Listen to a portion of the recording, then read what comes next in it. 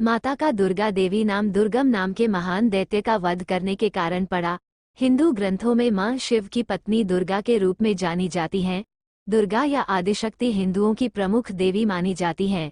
देवी दुर्गा के स्वयं कई रूप हैं जिन्हें माता, नवदुर्गा, देवी, शक्ति, आद्या शक्ति, भगवती, माता रानी, पार्वती, जगत जननी जगदम्बा, परमेश्वरी, परम सनातनी देवी आदि नामों से भी जाना जाता है।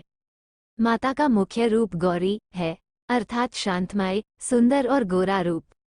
उनका सबसे भयानक रूप काली है, अर्थात काला रूप।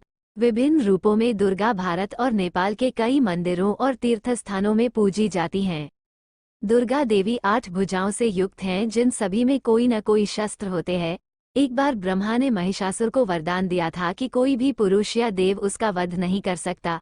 ऐसे में ब्रह्मा, विष्णु और महेश ने आदि शक्ति का आवाहन किया, जिसके बाद माता आदिशक्ति देवी दुर्गा के रूप में प्रकट हुई थी। जिन ज्योतिर्लिंगों में देवी दुर्गा की स्थापना रहती है उनको सिद्धपीठ कहते हैं। माना जाता है कि माता के मंदिर में किए गए सभी संकल्प पूर्ण होते हैं। दुर्गा माता का निरूपण शेर पर सवार एक देवी के रूप में किया जाता है। माता रानी की प्रिय सवारी शेर है। दोस्तों, आइए जानते हैं शेर माँ दुर्गा का वाहन कैसे बना। शेर के माँ दुर्गा का वाहन बनने की कहानी तब शुरू होती है जब देवी पार्वती घोर तपस्या करके भगवान शिव को पति के रूप में पाने की कोशिश कर रही थी।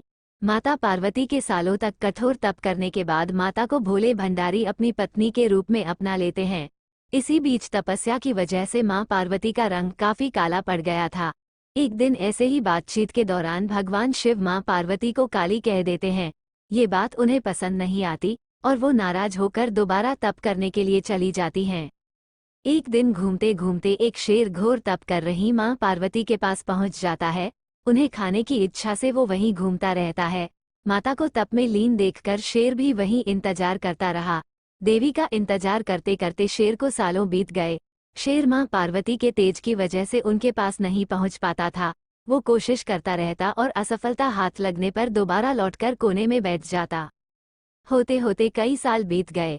मां के तप से खुश होकर भगवान शिव प्रकट हुए और मां से मनचाहा वर मांगने को कहा। माता पार्वती ने भगवान शिव को बोला कि वे अपना गोरा रंग वापस चाहती हैं। भगवान ने आशीर्वाद दिया और वहां से चले गए। वरदान मिलते ही मां पार्वती नहाने के लिए चली गईं। नहाते ही उनके शरीर से एक और देवी का जन्म हुआ जिनका नाम कौशिकी पड़ा। उनके शरीर से काला रंग भी निकल गया था और मां का रंग पहले की तरह ही साफ हो गया। इसी वजह से माता पार्वती का नाम मां गौरी भी पड़ गया। नहाने के कुछ देर बाद मां की नज़र उस शेर पर पड़ी और शेर को देखते ही उन्होंने भगवान शिव को याद किया और शेर के लिए भी वरदान मांगा। माता पार्वती ने भगवान से कहा, हे प्रभु, ये शेर सालों से मुझे भोजन के रूप में ग्रहण करने के लिए इंतजार कर रहा है। मेरे पूरे तप के दौरान ये यही था। जितना तप मैंने किया है उतनी ही तपस्या इसने भी की है। इसी वजह से अब वरदान के रूप में इस शेर को मेरी सवारी बना दीजिए।